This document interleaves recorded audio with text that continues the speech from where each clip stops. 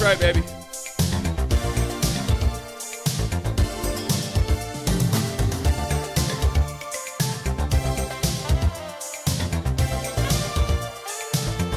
That's right. Oh, nice, Fryer.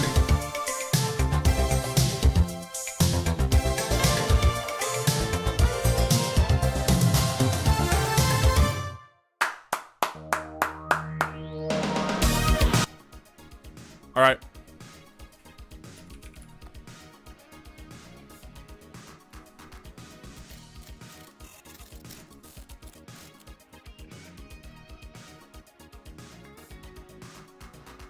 Let's lock in. NFL Thursday edition. Uh-oh. Last undefeated team, Chiefs. NFL team started 2-0 but hasn't won a game since. Saints. Deontay Johnson just got traded to the Ravens. Every team in this division is 500 or better.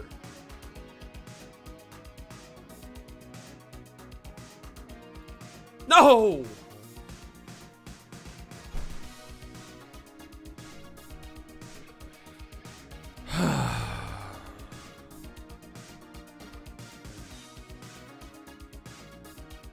I would never have guessed that. Honestly, I wouldn't have guessed that.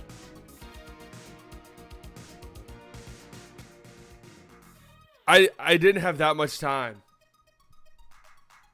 I thought who in the NFC West is under 500?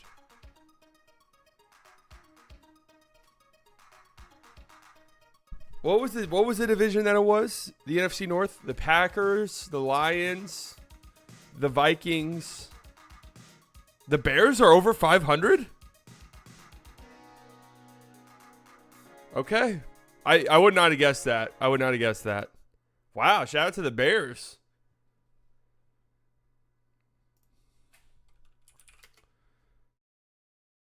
Hey, salute.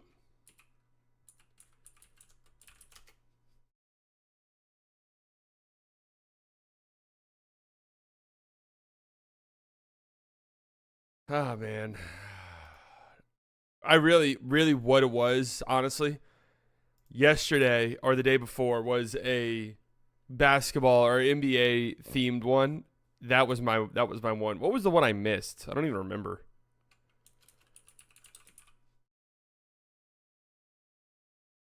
What was the basketball question I missed? Does anybody remember? It was bad, whatever it was.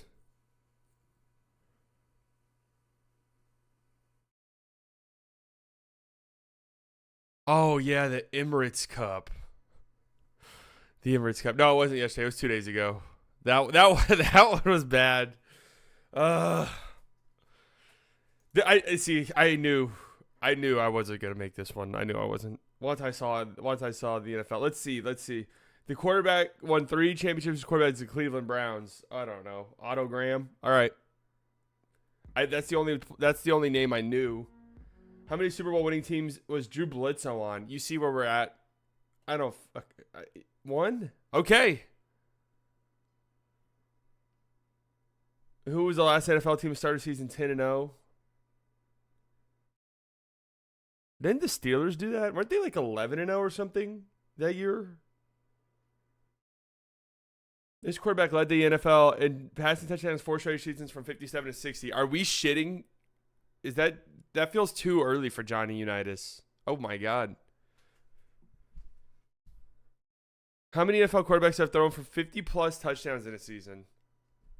2. Okay. Career touchdown passes by Zach Wilson over under 22.5. Surely under. Okay. All right. Not the end of the world. Kristen, 8 months inside Illusional Club. I hope you're having an awesome day. I hope you are as well, Kristen. My day just started. So hopefully we have a great day moving forward. But now it is time to get into the thick of it.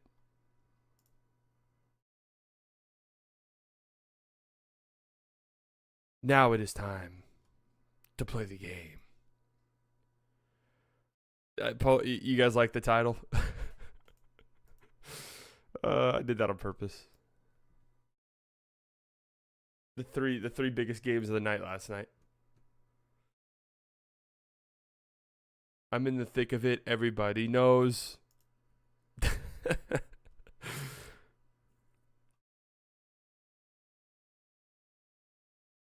I'm in the thick of it. Everybody knows. Okay. That shit's funny. All right, folks. It is Thursday. It is Thursday, November 7th, 2024, 9:43 a.m. Central Standard Time in Dallas, Texas. We had not a full slate of NBA games a night ago, but pretty close. Pretty close. Hey, Slight, some jerk came on Marcel Martin's game stream yesterday saying he has to leave your stream because you were crying your liberal tears. Okay.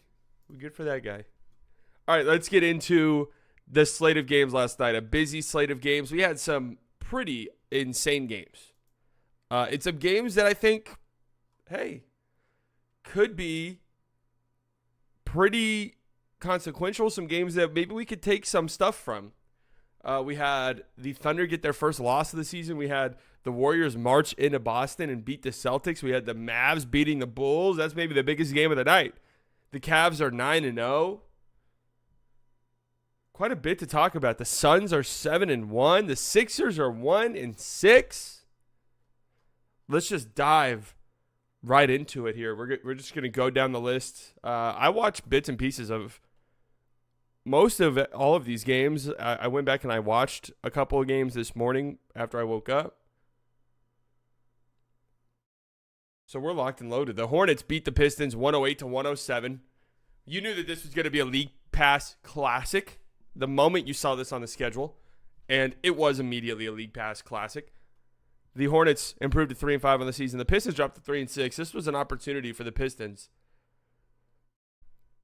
to string together 3 straight wins. They had a stat on their broadcast. I forgot what it was, but 3 straight wins. I want to say for the first time since 2021 is what the broadcast said. I could be wrong there, but either way, it's been a while since the Pistons could say that they are winners of 3 straight games. And, well, that will remain the case.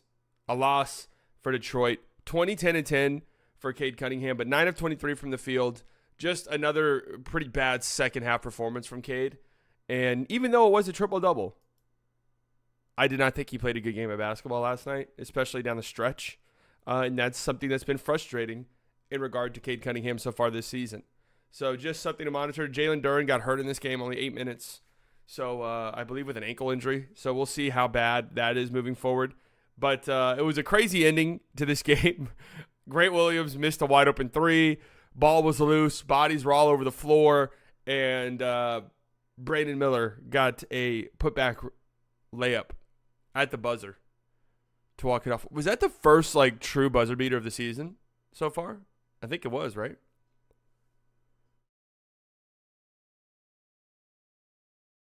First real buzzer beater of the season. Yeah, Cade with 0 points in the fourth quarter. He's been one of the worst performing players in the fourth quarter so far this season. Not what you want to see from your star level player. Look at our boy Josh Green with 0 points. Hey man, sometimes you impact the game in other ways. LaMelo had 25 on 10 of 23 from the field, 5 of 12 from deep. He hit a disgusting 3 late in this game that put the Hornets up by a point. He was talking shit. Yeah, Donovan Mitchell was close, but it wasn't a true buzzer beater. What was JB thinking with Hardaway and Beasley in that last possession defense lineup? I saw some Pistons fans be very upset about JB Bickerstaff for the lineup out there. They got a miss. Granted, it was a wide open 3 for Grant Williams, but he did miss it, and you just kind of got unlucky with the bounce there at the end of the game. So it almost worked, and realistically, it should have worked.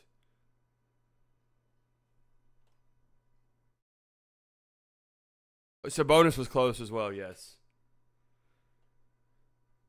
But Miles Bridges had 27 points on 8 of 14. I saw somebody make a comment that Miles Bridges popping off last night. It's been a horrible 24 hours in the United States for women. And yeah, that's true. That is true. But that feels like it was the first good game of the season for Miles Bridges in a lot of ways. So a classic League Pass game, and you knew that it was going to be a classic League Pass game. You just knew it. It had those vibes. The Pistons have been pretty fun to watch on League Pass this year, as have the Hornets. And also, they always start at 6 o'clock. It just feels like a Hornet. The Hornets are the first game on your TV every night. Every night. The Pacers beat the Magic 118 to 111. The Magic continue their losing skid here without Paolo Banchero. Now, granted, they did look much better in this game than they have in games prior. Franz was aggressive, getting downhill, getting to the rim, and finishing. It's kind of crazy. The Magic have played 9 games, 7 of them on the road. So they need a homestand badly, and I believe they're coming back home for a big homestand coming up. But they desperately need some home games just to feel good about themselves. Pacers, get another win. They've improved to 4-4 on the season. Jarris Walker, our guy Jarris Walker, off the bench, 17 points, 7 of 7, 6 rebounds. Our boy Jarris Walker. Jarris Walker and TJ McConnell in this game combined for 32 points on 14 of 14 from the field. That's actually nuts to have off your bench. And Miles Turner directly after annihilating the Dallas Mavericks. 17 points, 6 of 17 from the field. Thanks for showing up, Miles. Thanks for showing up, buddy. I have to be honest with you, I don't know if we watched a single second of this game. So, Hawks and Knicks. All right, so here's an interesting one. The Atlanta Hawks beat the New York Knicks. Trae Young after the game. Take your ass home. I can't do Trae Young voice. Tell these Knicks fans to take their ass home. Of course, it was a home game for the Hawks, but anytime the Knicks play the Hawks in Atlanta, there are a lot of New York Knicks fans in the building. But an impressive win for Atlanta, 121 to 116. They improved to 4-5 on the season. The Knicks dropped to 3-4, and their weird start to the season continues. I'm not going to spend too much time harping on the Knicks because I am dropping a video today about some disappointing early season disappointments from some teams that we thought could be in contention, and they will definitely be brought up. But there are some very intriguing stats about this Knicks team that could point to some underlying issues. Now, obviously, the biggest underlying issue is the backline defense with Karl Anthony Towns. And how much problems they're having defensively to start this season. They currently are 21st in the league in defensive rating. And they played basically a 7-man rotation last night. And obviously for them, Mitchell Robinson is hurt. Mitchell Robinson's not going to be back for quite some time. But also, I don't want to sleep on Precious Achiuwa being out because he would help them out tremendously currently if he were playing. Like, that's somebody you can play alongside Cat, and Cat would look better defensively. So, I don't want to jump to too many conclusions for them. But yes, there are some concerns about their defense. And also their offense. Their offense has been good production-wise to start the season. I think they're second in the league. Or they're third in the league currently in offensive rating. Granted, early, 7 games into the season, 8 games into the season, 9 games into the season for some of these teams. But their offense hasn't been bad from a production standpoint. But late in games, it can sort of bog down and get a little bit ugly. And a lot of that has to do with Jalen Brunson, man. He's just not a great playmaker, right? And he's kind of struggled to start the season efficiency-wise. So if he's not scoring at a huge clip, the ball hogging in which Jalen Brunson does partake in can become a little much.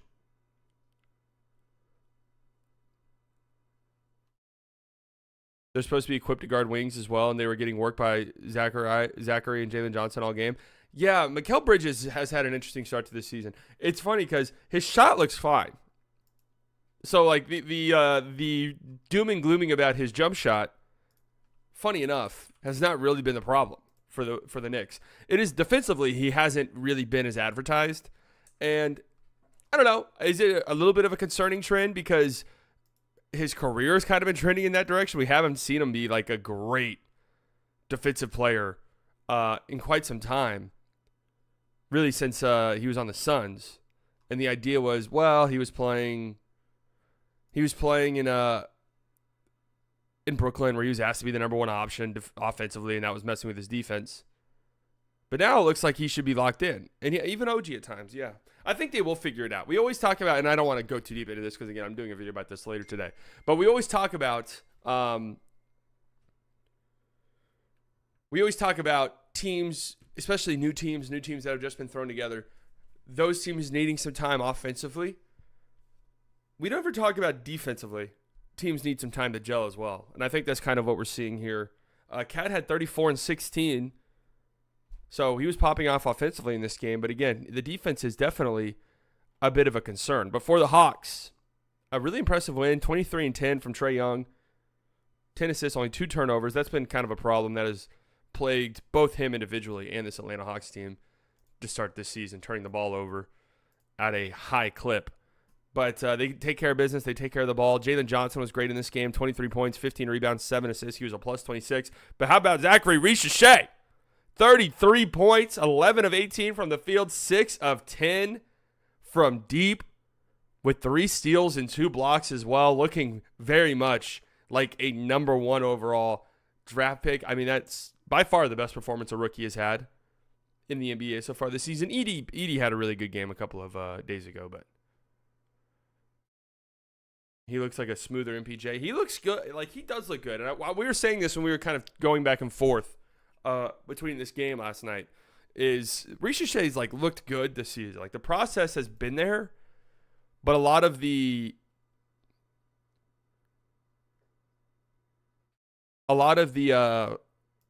numbers and stuff hadn't really translated yet. But last night we saw it. Looks also as a nice guy. Looks like a nice guy. Yeah. Looks like he's not an angry guy. So we love non-angry guys. But anyways, an impressive win. I thought Dyson Daniels, from what I saw in this game, did a really good job on Jalen Brunson defensively. I really think Dyson Daniels, the nice guy piece, Russello, he's just a nice guy. 4 steals on a block. I really think Dyson Daniels is going to be good. Really, really good for this team. I just think he fits really well. Really well next to Trae Young. That's a good backcourt pairing right there. But 3 and 4 for the Knicks. Again, I'll talk about them later today. The Hawks are at 4 and 5. Good start for them. We love our Hawks here. All right, let's get into one of the bigger games of the night. The Golden State Warriors march in to Boston. Hand the Celtics their first home loss of the season. How long was it last year until the Celtics got their first home loss? I mean, wasn't it like in January or some shit? Was that when the Clippers went in there and beat the shit out of them? An impressive win for the Warriors. We were wondering about this Warriors team. They start the season 6-1. Their schedule was terrible. Their schedule is absolutely awful to start the season. But not only were they taking care of business, they were destroying teams, which is the markings of a really good team. You can't control who you play, so you go out and you take care of business. Then they go into Boston and get a very, very impressive road win. Now, we do have to preface this by saying the Celtics are without Kristaps Porzingis, but that's to be expected. But they were also without Jaylen Brown, who missed his 3rd straight game last night. So we do have to factor that into the equation. A guy like Kita gets 28 minutes and starts, but I will say he played a pretty damn good game. Like, he looked good last night. But we do have to say that. But I don't want to take anything away from this Golden State Warriors team because they looked really good. they are playing a really good brand of basketball currently. Their on-ball defense, and really their defense, has been the talk of their start to the season. It's been the focal point. Paul with the $5. Mavs need to poach the Warriors draft/talent scouts. They are excellent. They really are. They do a great job. It's kind of funny. They remind me of the Grizzlies, where it's like, lottery pick, we might fuck this up. Top 20 pick, we might fuck this up. Jonathan Kuminga, we're still kind of waiting on. Moses Moody's had a weird start to his career. James Wiseman, historic level bust. Late first round picks, second round picks. Brandon Podziemski, Trace Jackson Davis. Random guys that we pick up. Gary Payton II, Lindy Waters. That's where we really excel. So anyways, the Warriors, their defense, I think, has really been the story of the season so far for them. They are second currently in defensive rating. They had a tremendous defensive performance in this game against the Celtics. They are also sixth in offense. They're one of only 4 teams so far to start the season that is top 10 in both offense and defense. You have the Warriors, as I just mentioned. The Cavs, obviously, they're 9-0. They'll be on here. The Celtics, obviously, they have the best offense in the league. The Celtics do. I don't think you guys will guess who the 4th team is. I'll give you guys a couple of guesses. 4 teams currently top 10 in both offense and defense. Cavs, Celtics, Warriors, and no, not the Mavericks. Mavericks, league average offensively so far. Nope, not Phoenix. Also, surprisingly, league average so far offensively. No, not the Thunder. Below league average offensively. Yes, Waco got it right. It is the Rockets. The Rockets are also top 10 in both offense and defense. 7th in offense, 4th in defense. So how about that? Look at the Rockets go. Look at them go. But anyways, the Warriors play such an aggressive brand of defense. And they force the 4th most turnovers in the NBA so far. So you really got to take care of the ball against them. They have great perimeter defenders, great on-ball defenders. They're handsy. They're physical. They get in on the ball. And on ball screens, we saw this last night, they're so aggressive. They trap. They hedge.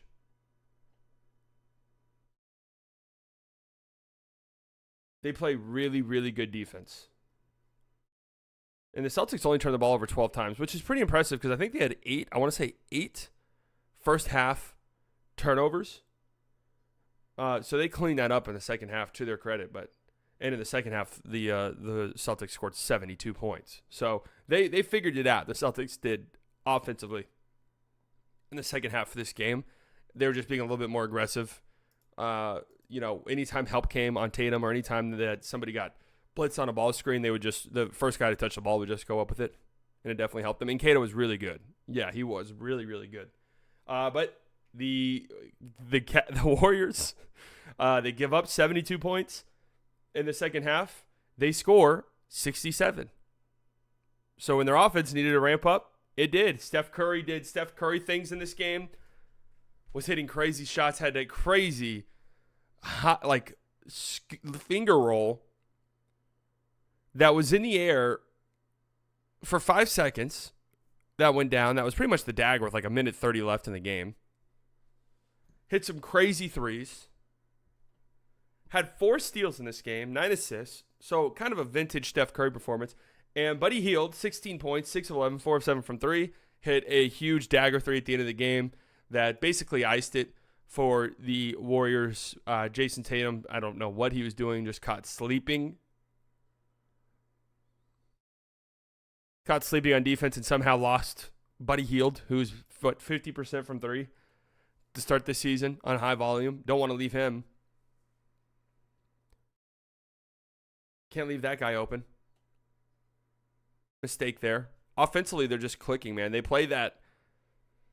They just move so well. Off-ball screens. They try to get Buddy Hield open. You really, really got to be on point when you're playing defense against this Warriors team because everybody is doing something at once. There's weak side actions. Nobody's just standing. So you're constantly on the move. They have about 3 or 4 guys who just have great feel in the short roll. Obviously, Draymond. That goes without saying. But Trace Jackson-Davis is a really good player in the short roll. They get Kuminga involved in the short roll. Podziemski whenever he's playing. They'll set ball screens with anybody.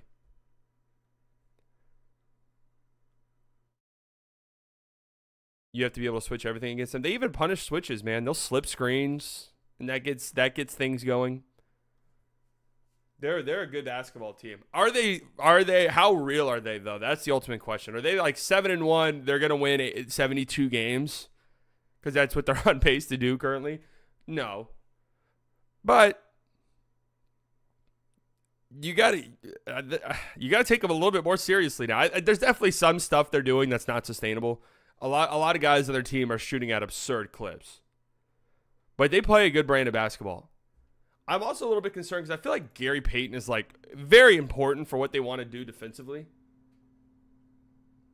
And that's somebody who hasn't had the best track record in terms of staying on the basketball court. And also, I want to give a shout out to Kevon Looney because he was awesome in this game. 6 offensive rebounds. Last year was really rough for the Loon Dog. So it was nice to see him have a performance like that last night. But, you look at their schedule, and it is... They open up with Portland, Utah, not great teams. They lose to the Clippers. Clippers are pretty good. Then they beat the Pelicans twice at home. This Pelicans team is trash, if I'm just being frank, currently, in their current state, right? Because they're just dealing with so many injuries. Then they beat the Rockets. The Rockets look like a good basketball team, so that's a good win. And that was without Steph, too, I believe. Wizards, and then the Celtics team. And the schedule does tighten up quite a bit. They play in Cleveland tomorrow night. Then they play in OKC, and then they play the Mavs. Then they play the Grizzlies. Clippers again. That's a tough one. So the schedule's about to tighten up for the Warriors, and we will see. We will see what they look like in those games. The way they're playing right now, they'll be tough to beat. That much is certain. They will be tough to beat. I mean, they double-teamed Tatum quite a bit. They helped. And again, the Celtics in the first half were just very hesitant to attack. I think just if we're talking, they play the Mavericks. I think that plays right into the Mavs' hands. So I'm sure they'll make adjustments defensively. But if they're trapping Luka on ball screens or if they're doubling Luka, that's going to open up a ton of. The Mavericks basically want you to do that, right? The Mavericks are like baiting you into doing that. So we'll see. We'll see if that trend continues. But man, look. 5-1, 6-1 against some bad teams. You can kind of write it off. 7-1 now. A win on the road in Boston. I think we have to start taking you pretty seriously. We have to start taking you pretty seriously. Is this a referendum on the dude? Buddy Hield's 50% from 3 on 9 attempts a game. Oh my lord, Jesus! I thought Wiggins played good in this game as well. I thought he played some great defense on Tatum. Is this a referendum on the Celtics? Remember last year, every single time the Celtics lost, or not even lost, even if they were like in a close win down the stretch, everyone would be like, yeah, and this is why they can't win. This is why they can't win. Anything like that last night? Obviously not. No Jaylen Brown. No KP, obviously. I thought what did they end up shooting from 3? Yeah, Jesus, man. 54 threes. And what makes that number even crazier, I think they shot 18 threes in the third quarter. Like, holy shit. Absolutely insane. 35% from 3. They missed some shots that you would typically see them hit. Derek White was 7 of 16 from 3 by himself. But also, the Warriors forced them into tough shots. Side contests, rush shots at the end of shot clocks. They really did a great job, the Warriors did, and they deserve a ton of props. 7-1, 5-0 on the road. They might be for real. This is why people do in the moment power rankings. Warriors look like a top team now. It could be different in a month, but you have to give them credit. Absolutely. Absolutely. Steve Kerr has got them boys playing hard. The Rockets blow out the Spurs. I'll be honest, I didn't catch a singular second of this game. I have no idea what happened in this game. I did see Spurs fans upset at Wemby, so I'm guessing he had another shaky performance. Again, I didn't watch, so I don't want to speak too much on it. So the Rockets improved to 5-3. Like I said earlier, top 10 both offense and defense to start this season for Houston. They have played the Spurs 3 times. I don't understand that logic really at all. Fred VanVleet, 21, 7, and 10. 10 of 11 from the field. How about that? Everybody try to play the right way. Salute. Crazy part to me is Pritchard. I feel like he could be the number one guy on a shitty team. No, I really don't think so. I actually had that exact thought watching that game, rewatching that game this morning. I was like, I don't think Pritchard's a six man through and through. I think.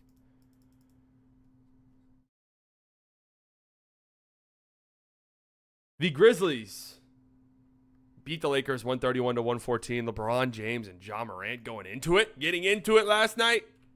A little shit talking. Ja Morant after the game had some things to say.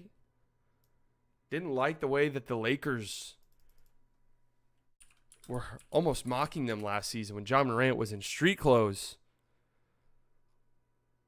Ja kept it real on playing the Lakers. He replied to our post of Bron hitting the too little with this after getting the W. I don't like them.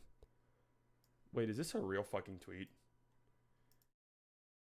Ja Morant on the Lakers. I don't like them. Followed by a picture of what appears to be George Washington holding an L. We got Fortnite kids in the NBA now, guys.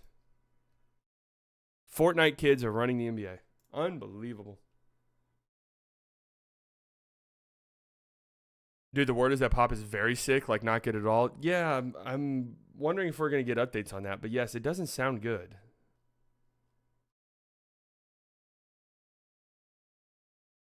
Ja Morant gave a too small to Gabe Vincent. LeBron gave it right back to Ja. That's a crazy finish. Okay, that's a prolonged too small. That's a prolonged too small. You deserve a little get back after that.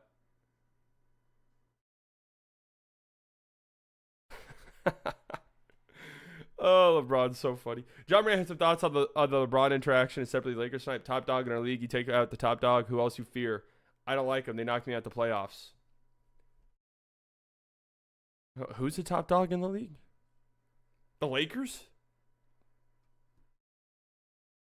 Okay.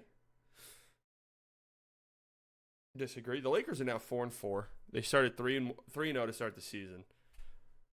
Are you in contention for the dunk contest this year? I'm talking to my people. I got some, I'm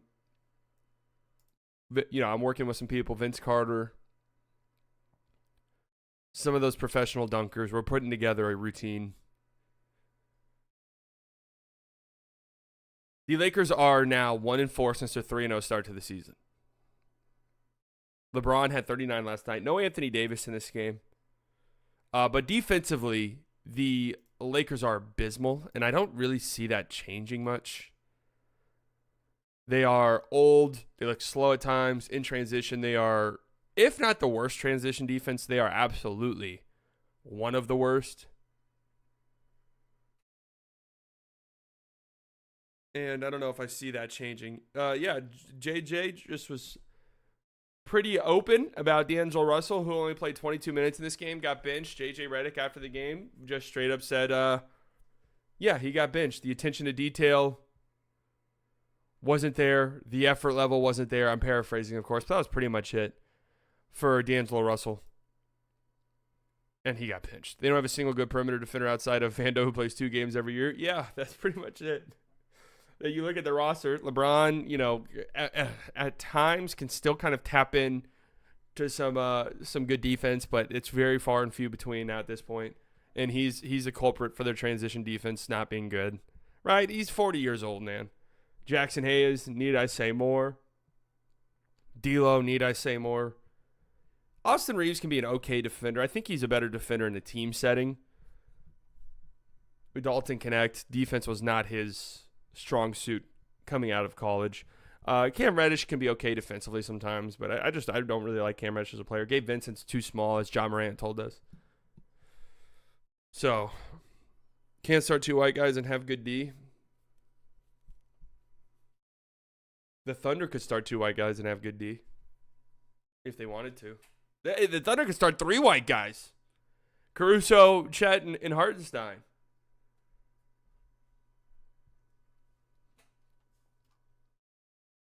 20 points for Ja Morant, 20 points for Jalen Wells. Jalen Wells has looked really good so far this season.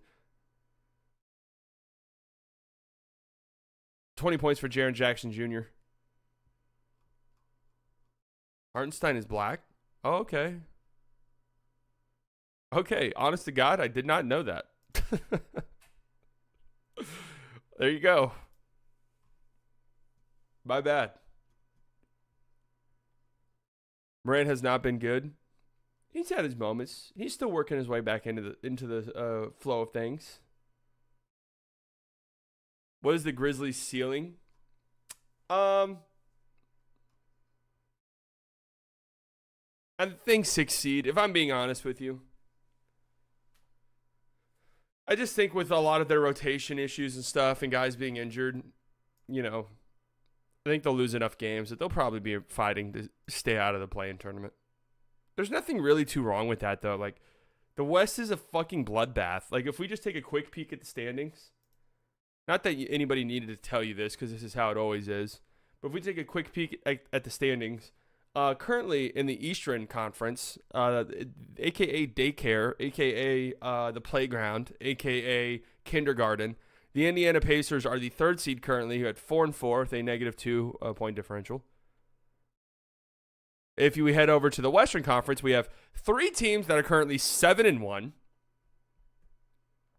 3 teams are currently 7-1.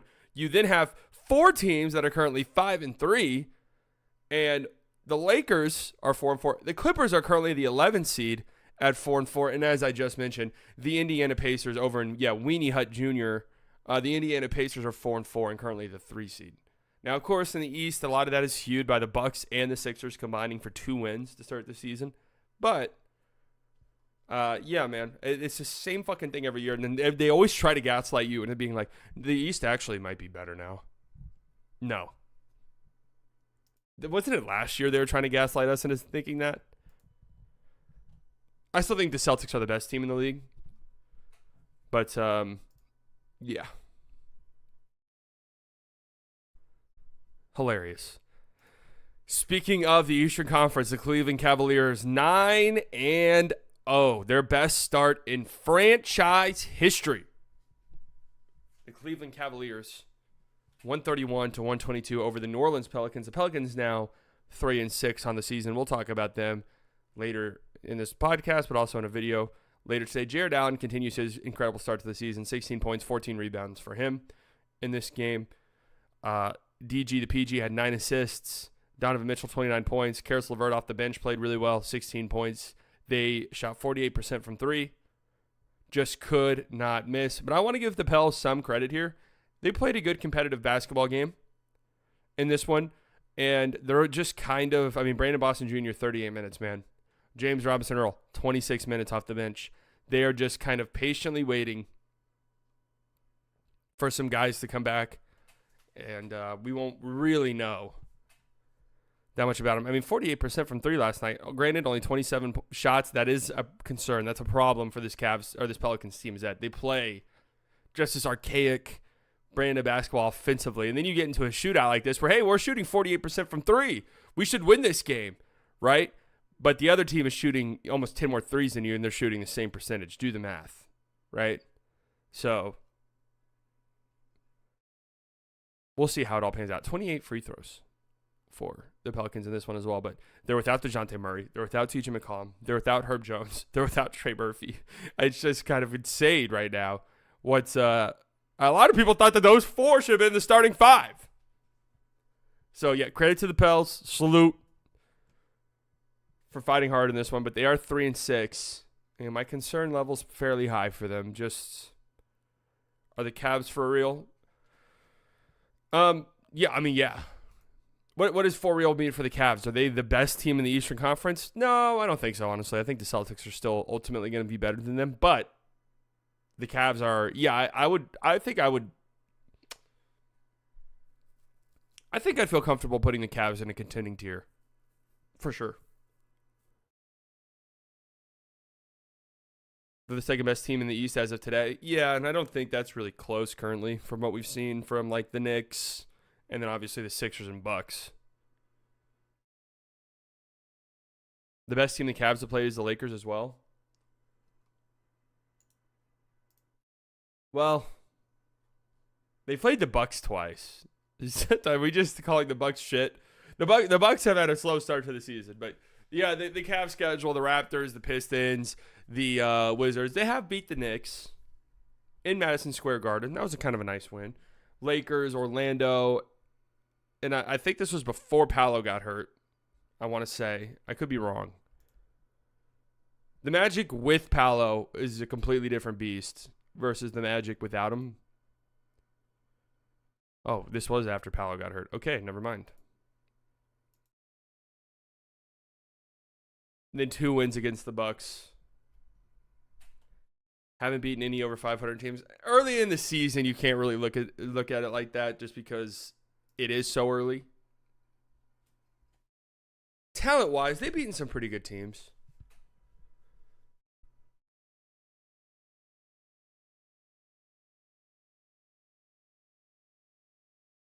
Quite possibly the biggest game of the night. The Dallas Mavericks beating the Chicago Bulls by a final of 119-99. A dominant performance from opening tip-off till the end of the game for the Mavericks, who defensively played a great game in this one. Jesus, I'm getting choked up thinking about how good the Mavs played.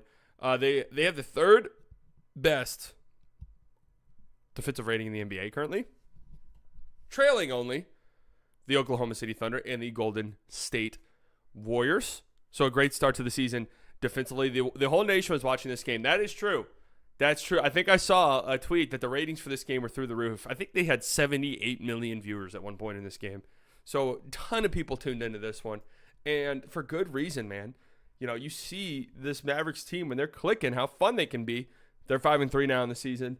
It's funny because I'm doing a disappointing contenders video. I was going to drop it 2 days ago, and I was going to drop it directly after the Mavs lost to the Pacers. So I have Mavs notes written down. I'm just going to include them in the thumbnail, I think, just for clickbait purposes. I think I'm going to have the Bucks in the thumbnail, the Knicks in the thumbnail, and then I'll probably put the Mavericks in the thumbnail purely for clickbait purposes, folks. Purely for clickbait purposes. Okay? But the Mavs take care of business in this one. 27 points for Luka, as well as 7 rebounds, 13 assists, 4 steals, 8 of 19 from the field. He was a plus 35 in this game. This was Luka's best all-around game of the season, I think.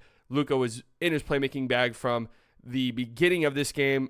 Took him, I want to say 3 or 4 minutes before he got a shot in this one, and it was a wide-open catch-and-shoot 3. So I do love that, getting guys involved, getting other guys involved, getting other guys into a rhythm to start the game.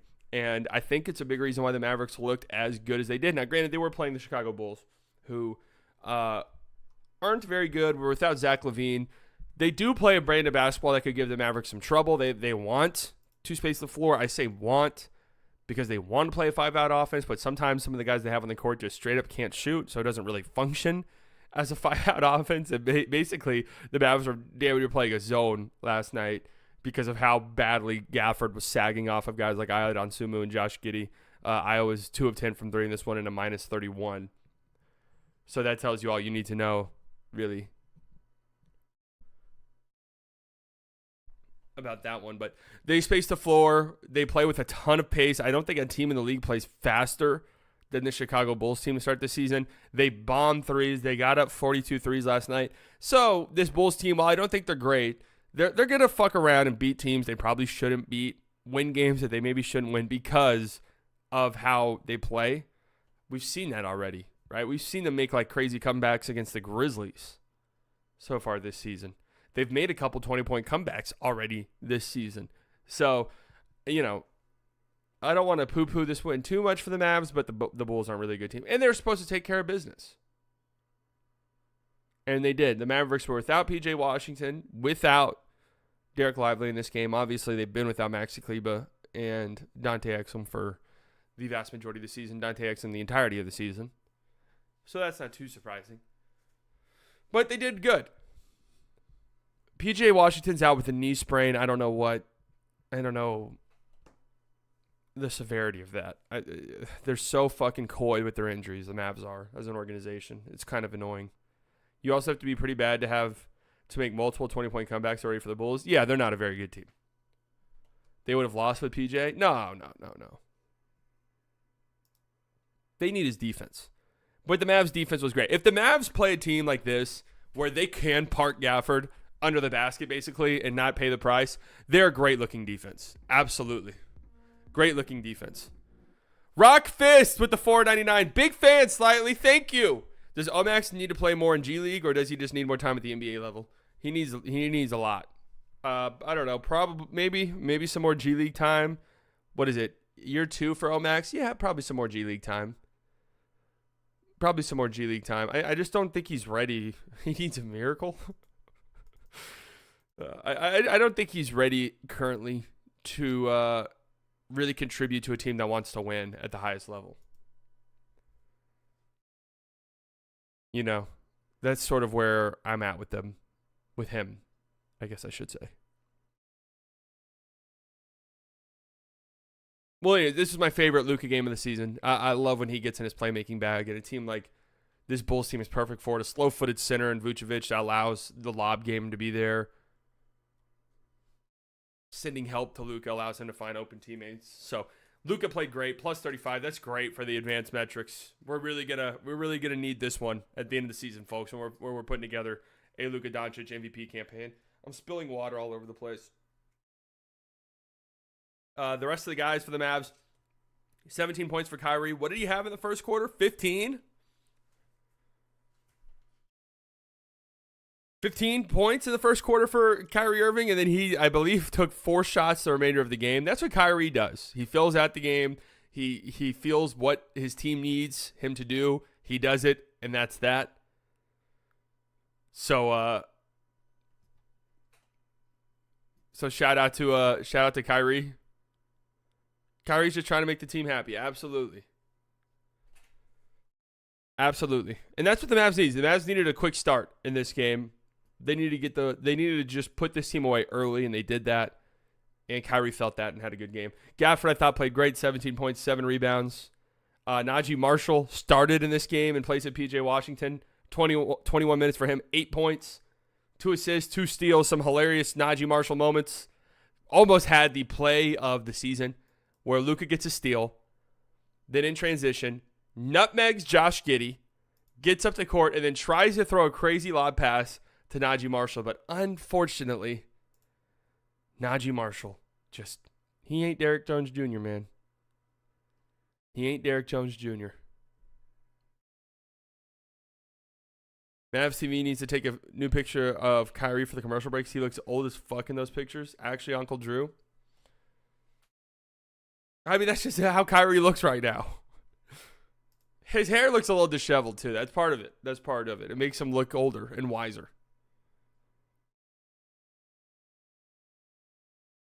Clay with 13 points. They tried to get him going early in this game. You could tell. He played well. I mean, really everybody kind of played well who got on the floor. I like Dwight Powell's minutes when he was on the court. Look at him stuff in the stat sheet. 5 points for Dwight, 5 rebounds, 3 assists, 2 steals, and a block in 20 minutes. Oh, man, just stuff in the stat sheet. I mentioned this on Locked On, but Spence had 3 points, 1 of 8 shooting. But I actually kind of liked his minutes. I thought he was just a good connective playmaker. Just kind of kept the flow of the game moving. Quentin Grimes, I liked his minutes as well. I mean, hard to complain about a blowout win like this. If you are the Dallas Mavericks, hard to find things to complain about. And Chicago, man, that was a stinky ass game. What is there even to take away from a game like that? Do we actually go to the conference finals with Dwight Powell as their starting center? Yes. Now, to be fair, by the time that postseason started, Dwight Powell was technically the starting center, but he was playing like 4 minutes a game. They would literally start games with him and sub him out almost immediately. Buzelis was good. Yeah, Montas was pretty good off the bench. 13 points, 9 rebounds, 2 steals. Looked pretty good. Like, just the process looked good for him. Everything else was stinky for this Bulls team last night. Here's my takeaway of Chicago. Io and THT are so ass. Dotsumu's a good player. The 3-ball was not there last night. Hasn't really been there this season. And the Mavericks will make you pay for that. Absolutely. Especially if you're a non-big and you can't shoot, the Mavericks will make you pay. You'll have to prove to them that you can shoot. 5 threes a game so far this season for Io. He's up to 17% from 3. 17% from three. Last year, he was 40% on 4 attempts a game. So just got to find the shot. Going 2 of 10 in a game will not help you. But just got to find the shot. Kobe White only had 8 points. Yeah, that's why I had to preface it by saying non-shooting players who can't shoot who aren't bigs. Mavs did a good job on Kobe White. I mean, really, they did a good job on everybody. So, good win for the Mavericks. They needed a get-right game, and they got it. Shea got locked up quite a bit last night. I was at that game. We'll talk about that game here in a second. Actually, we'll talk about it right now. The Denver Nuggets give the Oklahoma City Thunder their first loss of the season, 124-122.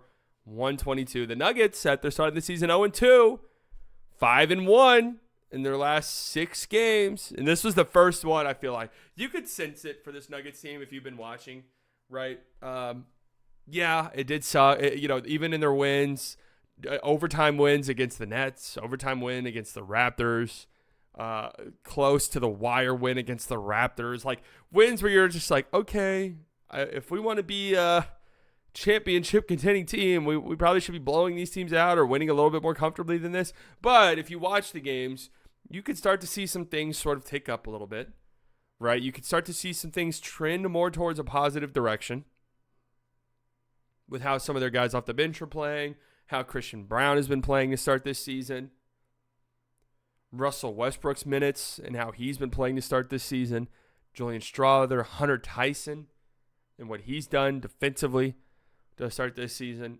And, you could feel a little bit better about it. And then it all kind of, accumulates.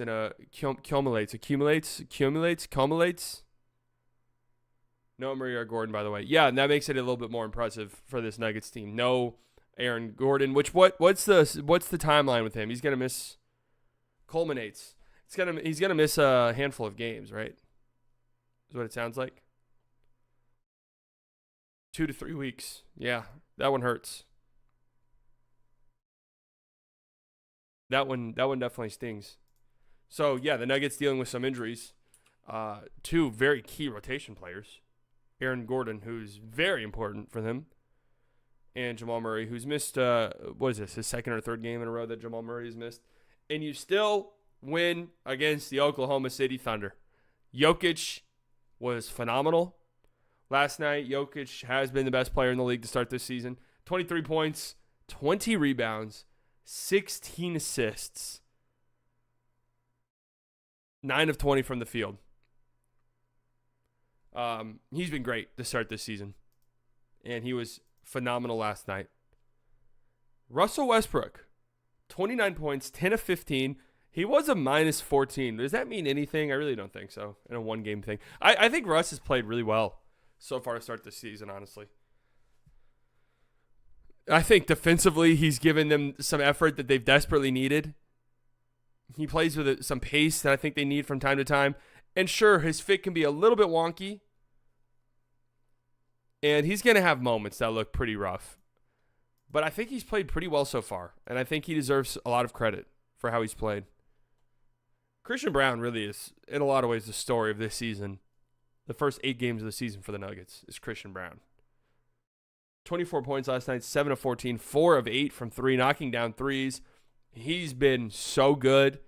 He's played great defensively so far to start this season. He did a tremendous job last night defensively. And offensively, he plays with pace. That's good. When he gets downhill, he can finish around the rim, above the rim.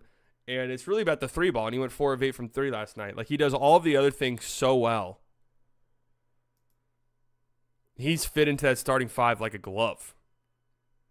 It's really just about finding these, finding somebody else in this rotation who can help you out so that you're not getting murdered in non-Jokic minutes.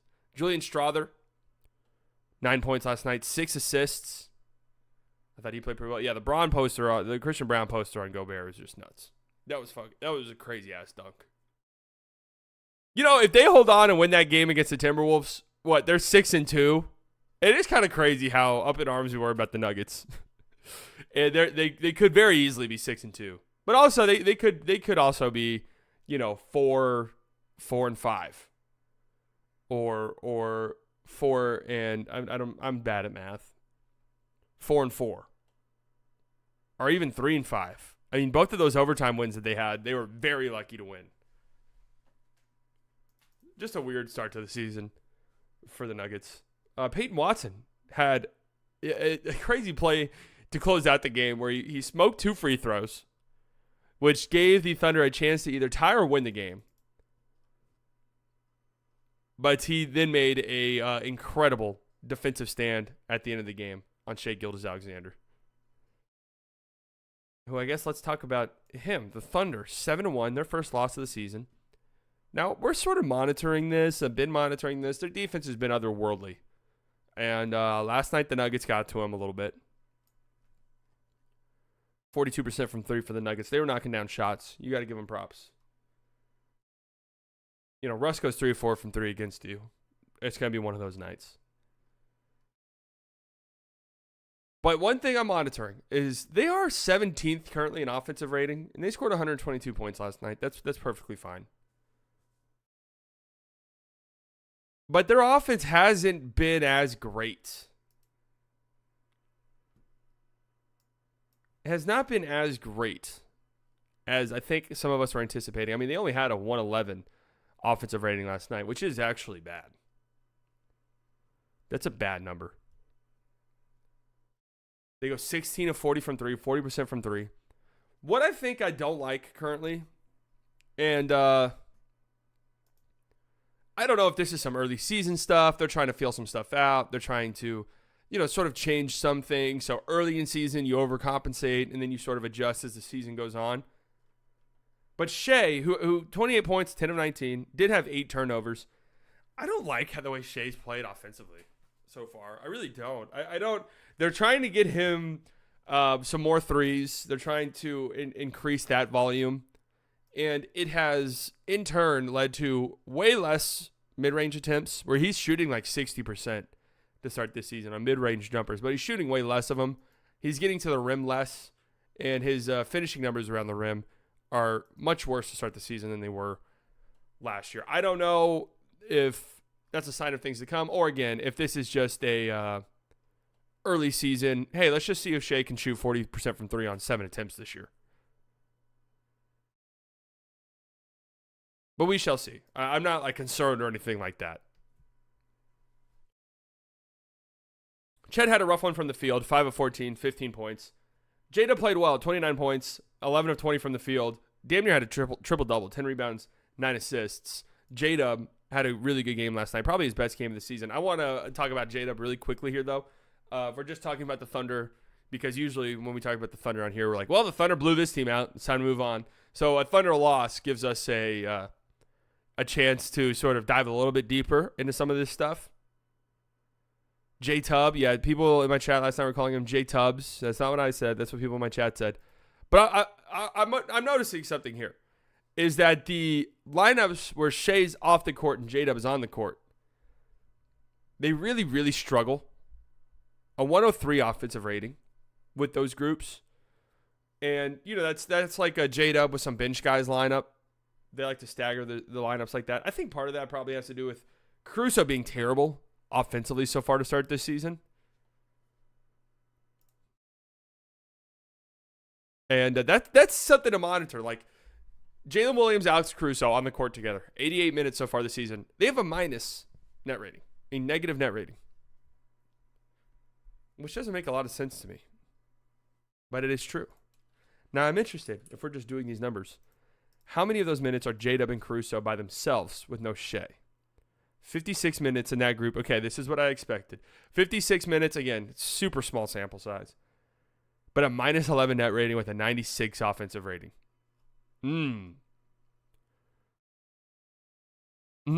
Those are things that you have to look at. Absolutely. We'll check back in on that. We'll check back in on that in a couple of months' time. But that's, we're looking at a team like the Thunder, who were 7-0 entering this game, who defensively look like one of the better defenses we've seen in quite some time, which is saying a lot because the Timberwolves last year were one of the better defenses we've seen in quite some time. But the Thunder are playing at that level, if not better, to start the season without Hartenstein, who's going to make their defense better. we look at it, we're like, all right, what are some flaws? What are some things that maybe you can ignore because they're starting so well to start the season, but things that could come back to bite them in the ass? And a guy like Caruso being a black hole on offense is definitely one of them. Absolutely. We saw that play out against the Mavs last year, where the Mavericks took advantage of some guys that they were comfortable living with, doing things offensively, like Josh Giddey, who by the end of the series was barely playing, but also in a lot of ways Chet Holmgren, who was so perimeter oriented last season, and this year so far to start the season, he's been more aggressive inside. But last year, especially in the playoffs, Chet was so clearly gassed by then that the Mavs were kind of okay with him shooting threes and stuff like that, and it worked. And the Mavs defense looked really good because of it. Hartenstein's going to be a connected playmaker in that bench lineup once he's healthy. Yeah, Hartenstein's going to unlock even more for this Thunder team. So I'm not using this game as a referendum on the Thunder at all. They're incredible, but we got to look at some of these things. Jokic had a great defensive stand on Shea late this game, forcing a backcourt violation. Jokic Defensive Player of the Year? A really impressive win for the Nuggets. It's just funny, man. Just funny they're 5-3 right now. I wonder what the line was for this game. Wow, the Thunder were 7.5-point favorites. That does make sense. No Jamal Murray, no Aaron Gordon. So a really impressive win for the Nuggets. 23-20 and 16, man. Yeesh. Jokic is a hell of a player. That was a fun game, too. The atmosphere was great. The Suns beat the Heat. All right. I'm going to say it right now. The Suns are concerning me. The Suns are concerning me. They're 7-1 now to start the season. They win 115-112. Another fourth quarter closing time special from the Suns, which is the thing that worries me because last year they were so bad in the clutch. And those things do usually even out. Those things typically do even out. And this year, KD's playing at an unbelievable level. In the clutch, I think I saw Jason Timpf tweet out that KD is 10 of 15.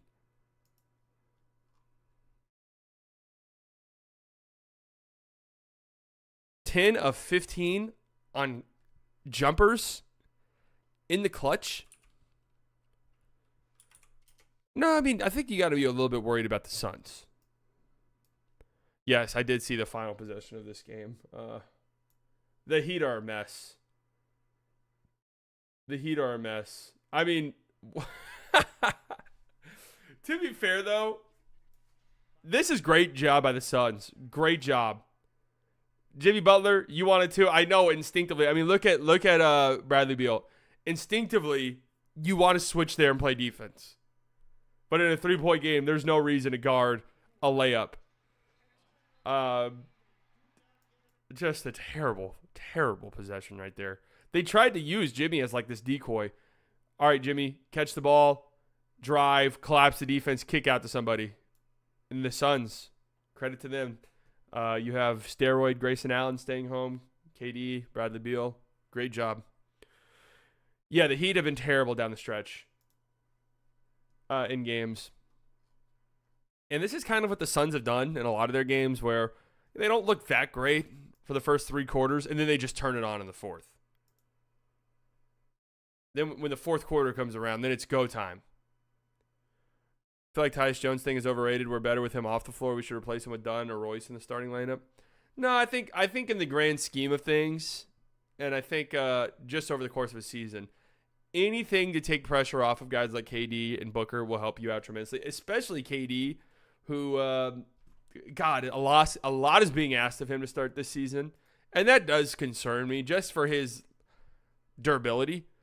You know, he's still at 36 years old, more than capable of playing as looking like one of the best players in the sport. But he's at 39 minutes a game so far this season. And not only that, but he's doing a lot defensively. He's been really good defensively to start the season, KD has. Really, really good defensively. And, I do worry about him burning out or getting injured, knock on glass, obviously, but it's a concern with Kevin Durant. But yeah, I definitely could see closing time and stuff where Tyus Jones would be off the floor. KD paced himself really well through the game and never feels like he's doing too much, even though he's playing a lot of minutes. Yeah, I definitely feel that as well. Nurkic decided that this was going to be one of the games that he pops off in again. Nurkic has this like 4-game cycle where he looks like the worst fucking player in the league for 3 games, and then we'll just like pop off for a game. Last night was one of those. But the Heat, man. The Heat. New here, curious who you support, so I can tell when you have mini biases. The Dallas Mavericks. When Nurkic is not pretending to be Jokic, you're just playing his role. He's a solid player. Bam Adebayo was stinky as hell in this game. 5 of 21. Bam's had a really slow start to the season, man, and it's breaking my heart a little tiny bit. Jimmy Butler with 15 points. It's a shame because Tyler Hero has, just straight up been the Heat's best player this season. And when I say that, you might hear that and think, oh, that's not a good sign for the Heat. But really what I'm saying when I say that is Tyler Hero's been great to start the season. He's been awesome. Just Jimmy and Bam have not been awesome. And I don't know. I have no idea what to make of this team. They just feel so uninspiring to me. It feels like we're just waiting for the inevitable. That's what it feels like when I watch them play. It feels like dead men walking, you know? Sixers and the Clippers. The Sixers fall to 1-6. Admittedly, I was watching the end of the Kings and the Raptors game, so I don't know too much of what happened in this one. But the Sixers are 1-6 to start this season. Tyrese Maxey has not been good to start this season. I do know that for sure. Man, I was peeping the 76ers subreddit just because I had to. Tough couple days for Pennsylvania. And they are not happy. They think that Nick Nurse is in way over his head. Eric Gordon, they think is terrible. That one might be fair. They're upset at Tyrese Maxey. They say he's only played in 2 good games so far this season. That maybe he's a little bit overrated. That's what they're saying, right? Clippers 4-4 on the season. Norm Powell's been really good. Derek Jones Jr. has been really good for them. 76ers are playing Kyle Lowry, Eric Gordon, and Drummond in 2024. I guess I'm going to talk about the Sixers later today, so I'll hold it. Really, the thing is Embiid coming back. But it's like, Embiid's coming back, what is it, Tuesday? He'll be back? Let's just assume that Embiid, who by the time he comes back will have already missed, 10 games? Let's just assume that he finishes the season playing 40, 50 games. If we just give him 50, which means he misses 20 more games throughout the season, which probably is going to happen. What does the record have to be in those games? It feels like they're basically what I'm trying to get at. It feels like they've already dug themselves into a play-in hole. But the East has been so shit that they could easily climb out of it. Last game of the night, the Kings beat the Raptors 122-107. The Kings have been a pretty fun watch this season. I will give them that. The fourth quarter of games for them, it's typically always pretty close going into the fourth quarter, and they've looked like a really good clutch crunch time team so far. They more than double up the Raptors in the fourth quarter, 33-14. DeMar DeRozan has been pretty fucking fun to watch. Has been pretty fun to watch as a member of the Sacramento Kings, hitting those incredibly tough mid-range jumpers. He had 27 points in this one. Sabonis made some history last night. A triple-double, 17 points, 11 rebounds, 13 assists. Became the first player ever to record a triple-double without missing a shot or turning the ball over. 6 of 6 from the field, 13 assists, 0 turnovers. So, hey, salute. Salute to Sabonis. That is honestly a pretty impressive stat line. You know, we give Sabonis a lot of shit here, but he is a good player. We just kind of fuck around. Where do you think the Kings will land in the standings this year? I had them in the play-in, and I don't know. There's the Western Conference. Who knows? They could easily be a playoff team. But I still kind of look around the league. I think the Thunder are better. I think the Mavs are better. I think the Suns are better. And I do ultimately think the Nuggets by the end will be better. So that leaves what? And the Timberwolves? I mean, Jesus, listen to all those teams I just talked about. That was 5 teams right there. I think all of those teams, assuming that they stay healthy and avoid catastrophic injuries, will be your top 5 team, your top 5 seeds. And then it's just figuring out who the 6th seed would be. I picked the Rockets entering the season. That looks like a pretty good prediction so far. We'll see how it plays out, though. For the Raptors, just missing a lot of guys, and it was really apparent in this one. They really need Scotty Barnes back. Obviously, they've been without Emmanuel quickly. Grady Dick was this his first bad game of the season? 7 points, 3 of 10. The Warriors as well. Yeah, the Warriors will be in contention. I need to see it more. I do have some preseason biases towards them where I didn't think they'd be that great. Golden State Warriors missing the top 6 after this start would be a pretty hard drop-off. While that is true, the West is going to be so competitive that, teams throughout the Western Conference are going to have, 6-1, 7-1 stretches. It's just the Warriors did it at the start of the season, so we're all like, oh, shit. We'll see how it looks in, January. It really feels like I've been poo-pooing the Warriors, but I do want to see more. So anyways, an impressive win for the Kings, and the Raptors are bad. All right, the slate of games tonight, I believe there's only a handful of games. Yeah, 3 games. We have the Timberwolves and the Bulls. We have the Jazz and the Bucks and the Blazers and the Spurs. So really no good games on tonight. The NBA says we are not fucking with the NFL at all. Not if you're watching these games, you're a sicko. We're not putting any good games on Thursday nights. Jazz and the Bucks is fun, though, because if the Bucks lose this game, oh my God! If the Bucks lose tonight, I think the Bucks win this game by 25 points. Would be my estimation. A huge blowout win. If you're listening to this on Spotify, make sure you leave a 5-star review. I love you. It would be so funny if they lose. Who would be your top 3 candidates of the season ending today? MVP candidates? Oh, dude, I don't know. Buddy Hield, number 1. Do you think Doc gets fired if the Bucks lose tonight? No way. It would be so funny if they lost, though. I'm honestly kind of rooting. Does that make me a hater? I'm honestly kind of rooting for it.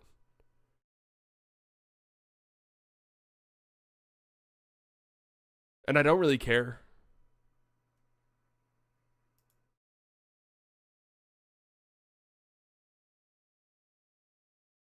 I don't want the Bucks to lose. I want them to be good, and I want them to be competitive again. But it would be pretty funny if they lost tonight, though. Who knows? All right, I'm going to drop a video later today. Make sure you guys hype it up, gas it up whenever it drops. Make sure you guys gas it up whenever it drops. No playback stream tonight. I have softball, and, just look at the fucking games.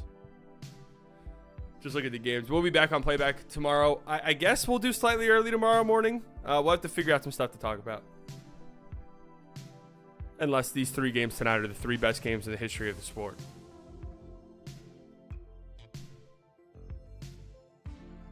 But yeah, that's the type of content you can expect here. Thank you all for coming out. All of the OGs, you guys know I love you very much. Could have spent your Thursday morning anywhere in the world. Do decide to spend it here. New subscribers, I promise you guys do not regret it. Donations, members, thank you guys so much. You never have to do that, but it helps out tremendously. Makes me feel so good. Take a break, relax for a bit. I took a break yesterday. I'm working on the new membership programs. I want to roll those out soon, but I want to make sure they're perfect. I want to really, really incentivize it. And I want you guys to feel like you're getting a good bang for your buck by supporting the channel. Anyways, want to be storming tonight? Yeah, I don't know. I don't know what the weather's looking like. Probably. Anyways, love you all. Talk to you all later. Bye.